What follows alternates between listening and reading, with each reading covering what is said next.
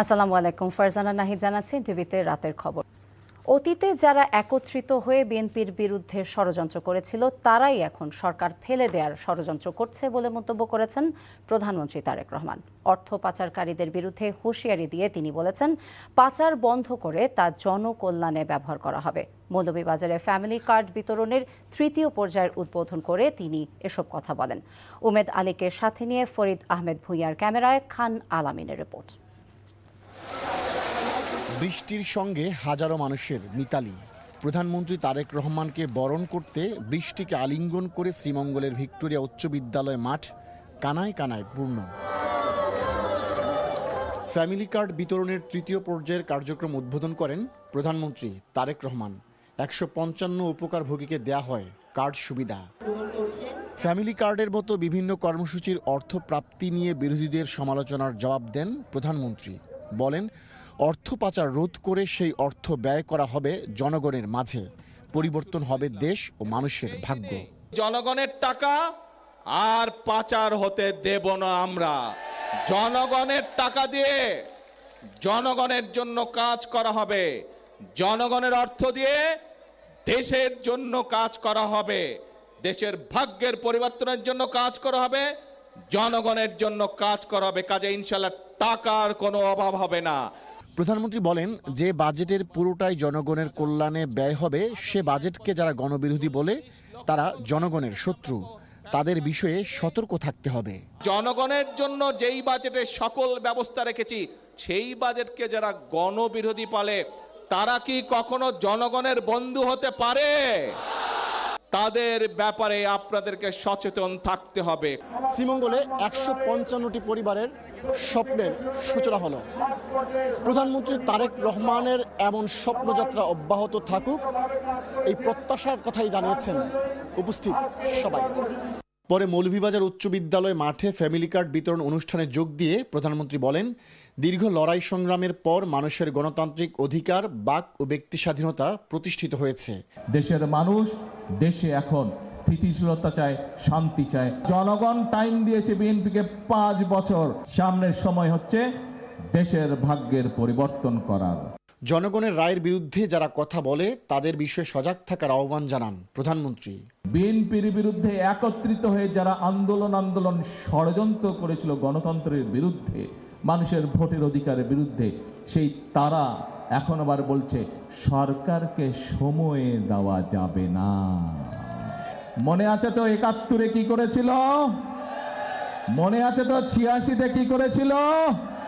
দেশকে এগিয়ে নেওয়ার লক্ষ্যে কাজ করছে সরকার, বলেন প্রধানমন্ত্রী তারেক রহমান। খান আলামিন, এনটিভি নিউজ, মৌলভীবাজার। ভারতের পশ্চিমবঙ্গ সরকার কর্তৃক বেআইনিভাবে 5,000 মুসলিমকে বাংলাদেশে পুশ ইন করায় উদ্বেগ জানিয়েছে আন্তর্জাতিক মানবাধিকার সংগঠন হিউম্যান রাইটস ওয়াচ। ভারতীয় কর্তৃপক্ষ জোরপূর্বক বাঙালিদের বেআইনিভাবে বহিষ্কার করে অবৈধ অভিবাসী হিসেবে বাংলাদেশ সীমান্তে জড়ো করেছে বলে জানিয়েছে HRW। সংস্থাটি জানায়, শুভেন্দু অধিকারী দায়িত্ব নেওয়ার পর কোনো আইনি প্রক্রিয়া ছাড়াই প্রায় 5,000 জাতিগত বাঙালি মুসলিমকে দেশ ছাড়তে বাধ্য করেছে, যার ফলে বেশ কিছু পরিবার সীমান্তের শূন্য রেখায় আটকা পড়েছে। হিউম্যান রাইটস ওয়াচ আরও উল্লেখ করেছে, ভোটার তালিকা থেকে বাদ দিয়ে এবং কোনো আইনি সুযোগ না দিয়েই এই বহিষ্কার প্রক্রিয়া চালানো হচ্ছে, যা আন্তর্জাতিক মানবাধিকার আইনের লঙ্ঘন। স্বরাষ্ট্রমন্ত্রী সালাউদ্দিন আহমদ বলেছেন, মিয়ানমার সীমান্তের নিরাপত্তা নিশ্চিত করতে এবং সীমান্ত এলাকায় হত্যা, অবৈধ অনুপ্রবেশ, মাদক এবং অস্ত্র চোরাচালান সহ সব ধরনের আন্তঃসীমান্ত অপরাধ দমনে সীমান্তে কাঁটাতারের বেড়া নির্মাণের বিশেষ উদ্যোগ নিয়েছে সরকার। বুধবার জাতীয় সংসদের প্রশ্নোত্তর পর্বে সিলেট 3 আসনের সংসদ সদস্য মোহাম্মদ আব্দুল মালিক এবং পাবনা 5 আসনের শামসুর রহমান শিমুল বিশ্বাসের প্রশ্নের জবাব দেন তিনি জানান, 2023 সালের 5 আগস্ট থেকে ভারত থেকে পুশিং করা 2,369 জন নাগরিকের মধ্যে 11 জনকে বিএসএফ এর কাছে হস্তান্তর করা হয়েছে। এছাড়া 183 জনকে সরাসরি পুশব্যাক করা হয়েছে। সংরক্ষিত নারী আসনের সংসদ সদস্য সঞ্জিদা ইসলাম তুলি বলেন, জেন্ডার বাজেটের পরিমাণ কমানো হয়েছে, যা বৈষম্য বিলোপে যথাযথ ভূমিকা রাখবে না। বিরোধী দলীয় নেতা এবং জামায়াতে ইসলামীর আমির ডাক্তার শফিকুর রহমানের সঙ্গে সৌজন্য সাক্ষাৎ করেছেন ঢাকায় নিযুক্ত ইসলামী প্রজাতন্ত্র ইরানের রাষ্ট্রদূত ডক্টর জলিল রাহিমি জাহানাবাদী। বুধবার জাতীয় সংসদ ভবনে বিরোধী দলীয় নেতার কার্যালয়ে অনুষ্ঠিত বৈঠকে দুই দেশের দ্বিপাক্ষিক সম্পর্ক, বাণিজ্য এবং বিনিয়োগ সম্প্রসারণ এবং সমসাময়িক বিভিন্ন বিষয় নিয়ে আলোচনা হয়। বৈঠকের শুরুতে ত্রয়োদশ জাতীয় সংসদ নির্বাচনে জামায়াতের সাফল্য এবং ডাক্তার শফিকুর রহমানের বিরোধী দলীয় নেতা হবার বিষয়ে অভিনন্দন জানান ইরানের রাষ্ট্রদূত। এ সময় সাম্প্রতিক যুদ্ধে নিহত ইরানি নাগরিকদের প্রতি শোক এবং সমবেদনা জানান ডাক্তার শফিকুর রহমান। বৈঠকে পার্লামেন্টারি ফ্রেন্ডশিপ গ্রুপ গঠন, তেহরান ঢাকা সরাসরি ফ্লাইট চালুর পাশাপাশি বাংলাদেশে ইরানের উদ্যোগে বিশ্বমানের একটি হাসপাতাল প্রতিষ্ঠার প্রস্তাব দেন বিরোধী দলীয় নেতা।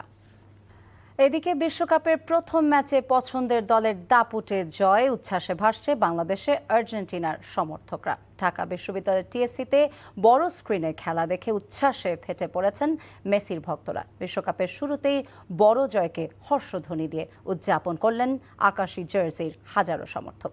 মহাতারকা মেসির হ্যাট্রিকে আনন্দ বাঁধ মানছে না তাদের। মাঠের পারফরম্যান্সে সন্তুষ্ট সমর্থকরা স্বপ্ন দেখতে শুরু করেছেন আরেকটি স্মরণীয় বিশ্বকাপ অভিযানের।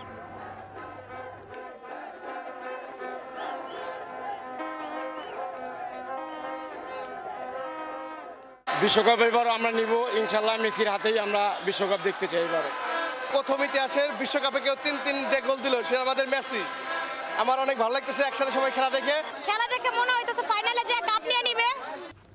রাজধানীর মোহাম্মদপুর এবং মিরপুরে পৃথক অভিযান চালিয়ে আলোচিত সন্ত্রাসী চক্র এক্সেল বাবু এবং কবজি কাটা গ্রুপের সঙ্গে সংশ্লিষ্ট 6 জনকে আটক করেছে র্যাপিড অ্যাকশন ব্যাটালিয়ন র্যাব। আটক ব্যক্তিদের মধ্যে রয়েছেন কবজি কাটা গ্রুপের সেকেন্ড ইন কমান্ড হিসেবে পরিচিত আবু সাইদ। র্যাব জানায় আটক আবু দীর্ঘদিন ধরে সংগঠনের কার্যক্রম পরিচালনায় গুরুত্বপূর্ণ ভূমিকা পালন করে আসছিলেন। এছাড়া এক্সেল বাবু আনোয়ারকে ওই অপরাধী নেটওয়ার্কের অন্যতম প্রভাবশালী ব্যক্তিত্ব এবং বিভিন্ন গ্রুপের গুরু হিসেবে এলাকায় পরিচিত বলে জানানো হয়। সম্প্রতি পুলিশের ওপর হামলার বিষয়ে র্যাব জানায়, পুলিশের ওপর হামলার মতো ঘটনা কোনোভাবেই ছাড় দেওয়া হবে না।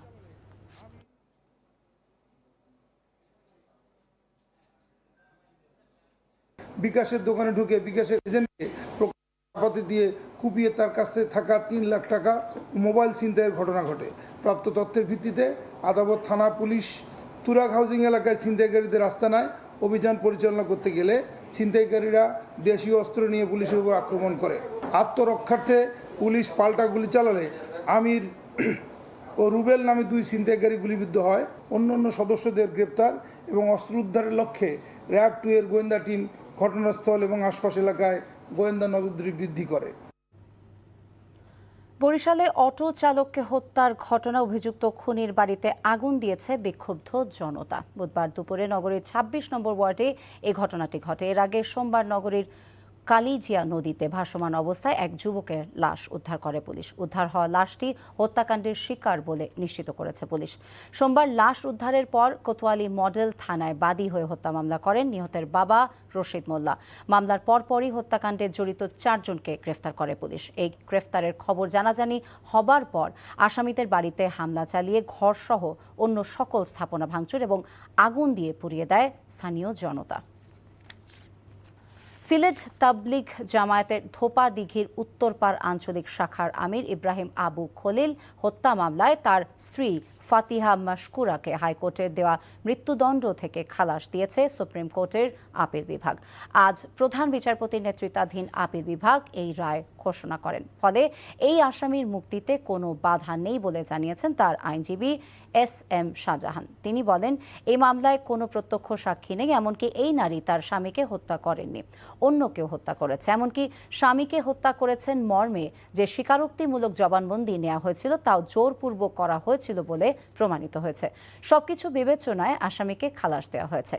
2015 সালের 18 মে নিজ বাসার শয়নকক্ষ থেকে ইব্রাহিম খলিলের গলা কাটা মৃতদেহ উদ্ধার করা হয়। পরদিনই তার স্ত্রীকে গ্রেফতার করা হয়। 2016 সালে সিলেট মহানগর দায়রা জজ আসামিকে মৃত্যুদণ্ড দেয়, যেই রায় হাইকোর্টেও বহাল থাকে। জাতীয়তাবাদী যুবদলের সভাপতি আব্দুল মোনায়েম মুন্না বলেছেন, সংসদে বিএনপির সংসদ সদস্য মনিরুল হক চৌধুরী হিজাব বিরোধী কোনো বক্তব্য দেননি, বরং তার বক্তব্য খণ্ডিতভাবে উপস্থাপন করে অপপ্রচার করা হচ্ছে। বিকেলে রাজধানীর নয়াপল্টনে বিএনপির কেন্দ্রীয় কার্যালয়ের সামনে ঢাকা মহানগর দক্ষিণ যুবদল আয়োজিত ষড়যন্ত্রের বিরুদ্ধে বিক্ষোভ মিছিল পূর্ব সমাবেশে একথা বলেন তিনি। বলেন, বিএনপির প্রতিষ্ঠাতার শহীদ রাষ্ট্রপতি জিয়াউর রহমান সংবিধানে বিসমিল্লাহ যুক্ত করেছেন, তাই বিএনপির কেউ ইসলাম বিরোধী বক্তব্য দিতে পারেন না। আরও বলেন, মিথ্যা ও অপপ্রচার করে বিএনপির বিরুদ্ধে মাঠে নামলে তা কঠোরভাবে দমন করবে যুবদল। পাকিস্তান হাইকমিশনের উদ্যোগে নবাব স্যার সলিমুল্লাহর ১৫৫তম জন্মবার্ষিকী পালিত হয়েছে। বিকেলে পাকিস্তান হাইকমিশন আলোচনা সভায় তার কর্মময় জীবন এবং অবদান তুলে ধরা হয়। বক্তারা নতুন প্রজন্মকে তার আদর্শ অনুসরণের আহ্বান জানান। আলোচনা সভায় বক্তারা বলেন, নবাব স্যার সলিমুল্লাহ ছিলেন বাংলার মুসলিম সমাজের একজন বিশিষ্ট নেতা এবং সমাজ সংস্কারক। শিক্ষা বিস্তার, জনকল্যাণমূলক কর্মকাণ্ড এবং রাজনৈতিক সচেতনতা বৃদ্ধিতে তার অবদান অবিস্মরণীয়। তিনি ১৯০৬ সালে মুসলিম লীগের প্রতিষ্ঠায় গুরুত্বপূর্ণ ভূমিকা পালন করেন এবং শিক্ষা ও সামাজিক উন্নয়নের জন্য নিরলসভাবে কাজ করেন। পরে স্যার সলিমুল্লাহর আত্মার মাগফিরাত কামনা করে বিশেষ দোয়া অনুষ্ঠিত হয়। এই ছিল রাতের খবরে। এই খবরের ভিডিও আপডেট জানতে ভিজিট করুন এনটিভি অনলাইন www.ntvbd.com। এছাড়াও এনটিভি জনপ্রিয় সব অনুষ্ঠান এবং খবরের আপডেট জানতে ভিজিট করুন আমাদের ইউটিউব এবং ভেরিফাইড ফেসবুক পেজ। রাত ১টায় মধ্যরাতের খবর দেখার আমন্ত্রণ রইল। সবাইকে ধন্যবাদ। শুভরাত্রি।